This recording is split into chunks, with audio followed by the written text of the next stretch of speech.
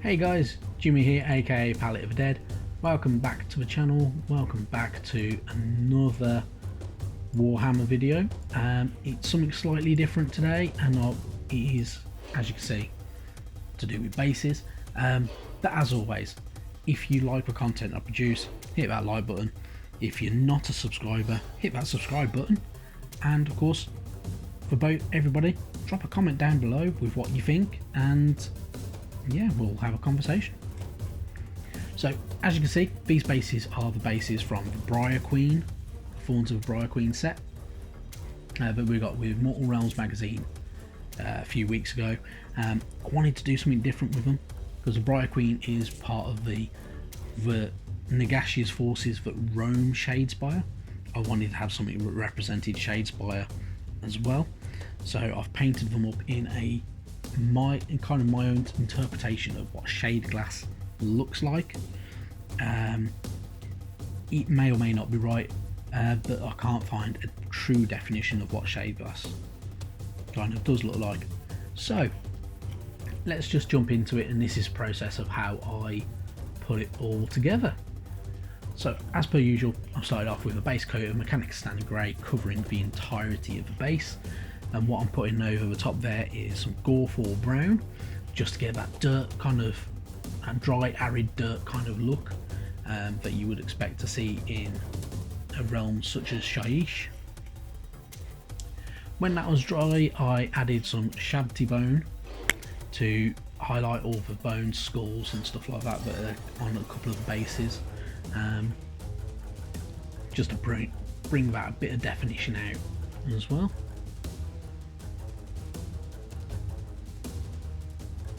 Just be careful not to go over the Gorefall Brown. Once that was dry though, I just layered over a very nice liberal layer of Seraphim Sepia all over the dirt and the bones. This gives it kind of a nice warmth kind of look to it, and adds to that texture, gives it a bit more depth.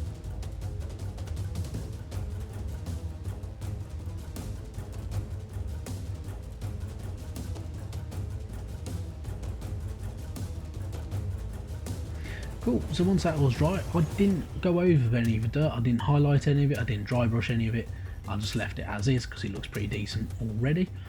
But what I have done is I've used some Nagaroth Night to start layering up on them flagstones.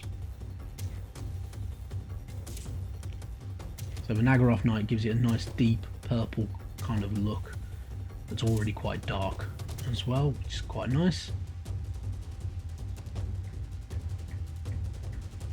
And as you can see, it kind of goes out a bit of focus with the hand being in the way. Once that was done, I used some Xerius purple to add some edge highlights and bring out some kind of like little definition pieces inside the middle of certain flagstones as well. It's a bit hard to see on there, but there you go, a bit of a better look.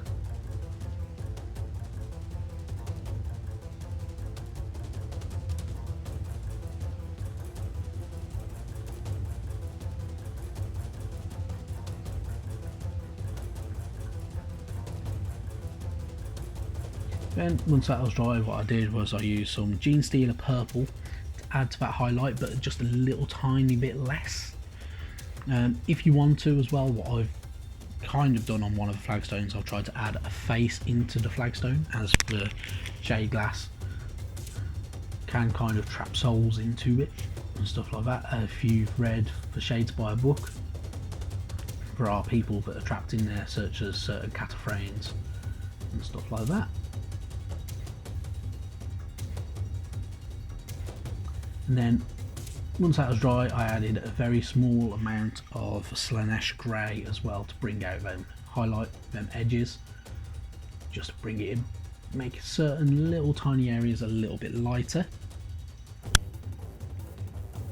And then what I did was I added over a layer of Druchii Violet shade to kind of darken everything down a little bit, to get that kind of dark, kind of gloomy look behind the majority of that Shadeglass.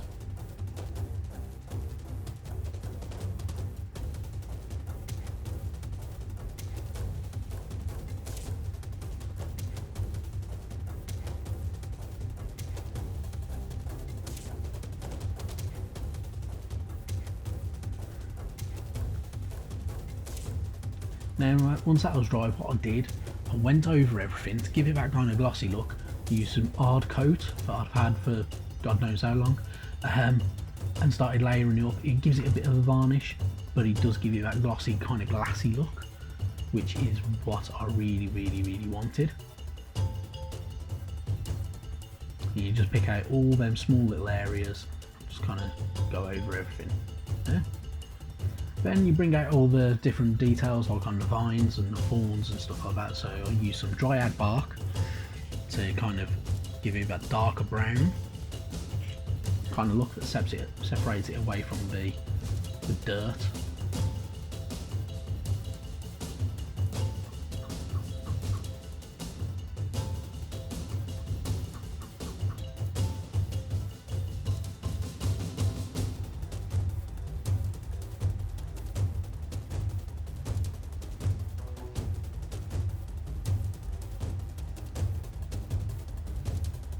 And then what I've used is some corn red to pick out the roses and the flowers.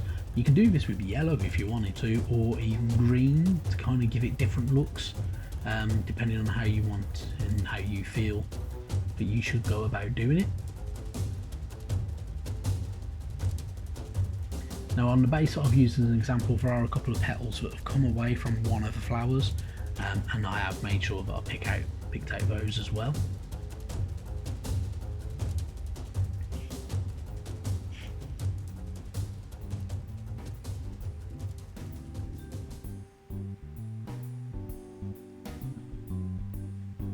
Then what I've done is I've picked out some light edges to use some more Gorfor brown over to kind of highlight edges of the vines, so it's just not one flat colour.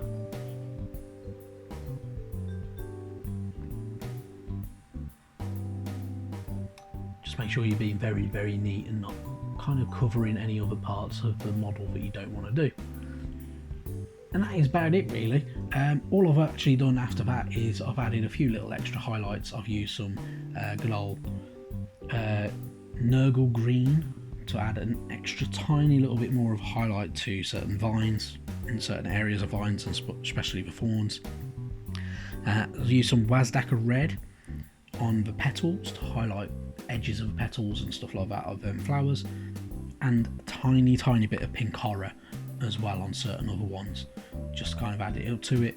Of course, for your metal work on like certain chains and stuff like that that are kind of dumped on the ground, I've used some good old